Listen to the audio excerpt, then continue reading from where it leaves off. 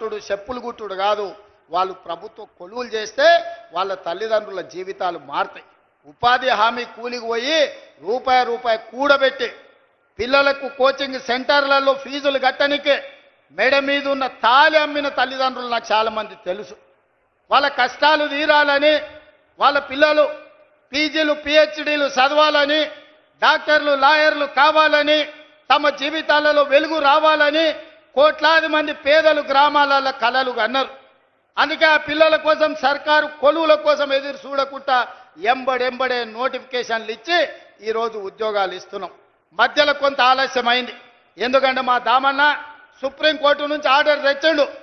మాదిగ ఉపకులాల వర్గీకరణ జరగాలని సుప్రీంకోర్టు ఆదేశం ఇచ్చింది. నేను నోటిఫికేషన్లు ఇస్తే సమాజానికి నష్టం జరుగుతుందని మా సంపత్ కుమార్ చెప్పిండు. అయితే ఇది అమలు చేసి నోటిఫికేషన్ ఇస్తా, 6 నెలలు ఆలస్యమైంది, మా మాదిగ సోదరులకు న్యాయం చేస్తా అని చెప్పి చట్టం చేసి ఇవాళ 1000 కొలువులు మళ్ళా నోటిఫికేషన్లు ఇవ్వడానికి ముందుకు వచ్చినాం. 2.5 సంవత్సరాలు తీరే లోపల 1,00,000 కొలువులు ఇచ్చే బాధ్యత మా ప్రజాపాలనది, మా వేదిక మీద ఉన్న ఎమ్మెల్యేలది, మంత్రులదని నేను ఇవాళ చెప్పదలుచుకున్నా.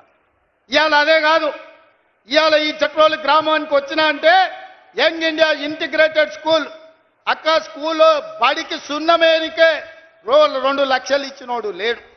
కానీ ఈ కొల్లాపురి అడవి ప్రాంతంలో ఉన్న మా సోదరులు చదువుకోవాలి, ఈ దేశానికే తలమానికంగా మారాలని 200 కోట్ల రూపాయలతోని 25 ఎకరాలలో ఇవాళ యంగ్ ఇండియా ఇంటిగ్రేటెడ్ స్కూల్ ఈడ ప్రారంభించుకున్నాం. ఈ సభ జరిగిన ప్రాంగణంలోనే రేపు పాఠశాల కట్టబోతున్నాం. సంవత్సరంన్నర తిరిగే లోపల ఈడ అద్భుతమైన హైటెక్ సిటీ పక్కన ఐటీ కంపెనీల కంటే గొప్పగా young India integrated residential school కట్టి మళ్ళా ఇక్కడికి వస్తా, ఆ పిల్లల్ని కలుస్తా, ఆ పిల్లలకి చెబుతా, మీ కొల్లాపూర్ కోసం మీ ఎమ్మెల్యే గారు మీ మంత్రి గారు నన్ను అడిగి కొట్లాడి జట్రోల్కి యంగ్ ఇండియా రెసిడెన్షియల్ స్కూల్ తీసుకొచ్చిండు. వాటిని కట్టండి, ఇందులో చదువుకోండి, మీ సోదరుడిగా నేనున్నా మీ అభివృద్ధి పదాన్ని నడిపించడానికని.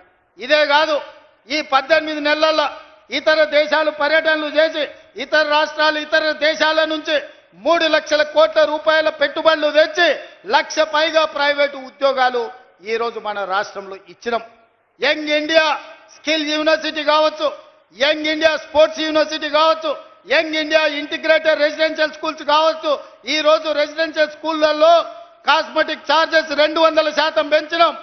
ఈరోజు భోజనాలకు 40% పెంచినాం. పేదోళ్ళ పిల్లలకు మంచి భోజనం పెట్టాలి, మంచి చదువు చెప్పించాలనేదే మా తాపత్రయం. అందుకోసం నీకు దుఃఖం వచ్చిందా చంద్రశేఖరరావు అని నేను అడుగుతున్నా. పేదోళ్ళ పిల్లలు చదువుకోబట్టి, పేదోళ్ళ పిల్లలకు ఉద్యోగాలు రాబట్టే, ఆడబిడ్డలు బయటికి రాబట్టే, మా అక్కల చేతుల నగదు ఉండబట్టే మా అక్కలు బస్సులకు యజమానులైంది, మా అక్కలు విద్యుత్ సంస్థలకు యజమానులైంది, మా అక్కలు పెట్రోల్ బంకులకు యజమానులైంది. ఇవాళ అందరూ బాగుపడుతుంటే ఇంకా మమ్మల్ని అడిగేటోడు ఎవడని ఆయన దుఃఖపడుతున్నాడు. అందుకే నీ దుఃఖం 10 ఏళ్ల వరకు అట్లనే ఉంటుంది. అది పెరిగి పెద్దదై భూతమై నిన్ను కబలిస్తే తప్ప నీకు విముక్తి లేదు. నువ్వు శాపగ్రస్తుడివి చంద్రశేఖరరావు. నీ కళ్ళ ముందల్నే తెలంగాణ అభివృద్ధి చెందుతుంది. అభివృద్ధి చేసే బాధ్యత మేం తీసుకుంటాం. ఇవాళ ఈ వేదిక మీద నుంచి చెప్తున్నా, 94 నుంచి 10 ఏళ్ళు తెలుగుదేశం అధికారంలో ఉన్నది. 2004 నుంచి 2014 వరకు 10 ఏళ్ళు కాంగ్రెస్ అధికారంలో ఉన్నది రాజశేఖర రెడ్డి నాయకత్వంలో. 2014 నుంచి 2024 వరకు చంద్రశేఖరరావు ఈ తెలంగాణ రాష్ట్రానికి బీఆర్ఎస్ అధికారంలో ఉన్నది.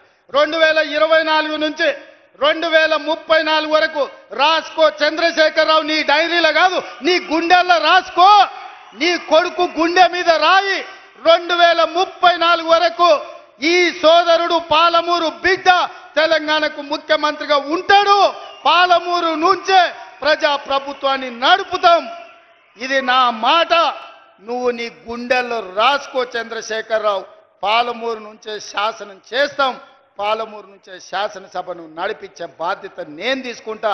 నువ్వు దుఃఖం వస్తుందో, బాయిలో దుంకుతావో, పెట్రోల్ పోసుకొని తగిలబెట్టుకుంటావో అది నీ ఇష్టం.